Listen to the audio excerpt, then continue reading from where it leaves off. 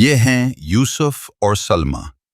یوسف 8 سال کا ہے، سمجھدار، نرم دل اور قرآن سے محبت کرنے والا بچہ۔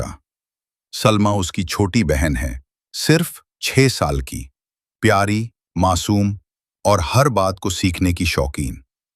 آج دونوں بہن بھائی پارک میں بیٹھے ہیں اور بات ہو رہی ہے اللہ کی سب سے خوبصورت کتاب قرآن کے بارے میں۔ سلمہ، کیا تمہیں ایک زبردست بات بتاؤں؟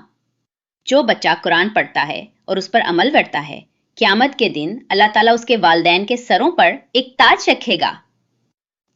ایسا تاج جس کی روشنی سورج سے بھی زیادہ چمکتی ہو گئی۔ واقعی؟ امی ابو کو تاج ملے گا؟ پھر جس بچے نے خود قرآن حفظ کیا ہو اس کا کیا مقام ہوگا؟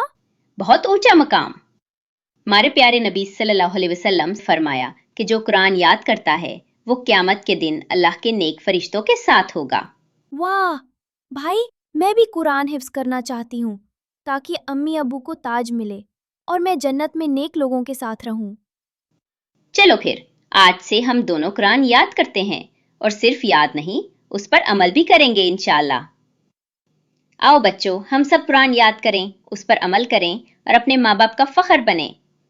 قرآن ہماری دنیا اور آخرت کی روشنی ہے۔ تو چلو آج سے قرآن کو اپنا سب سے اچھا دوست بناتے ہیں انشاءاللہ۔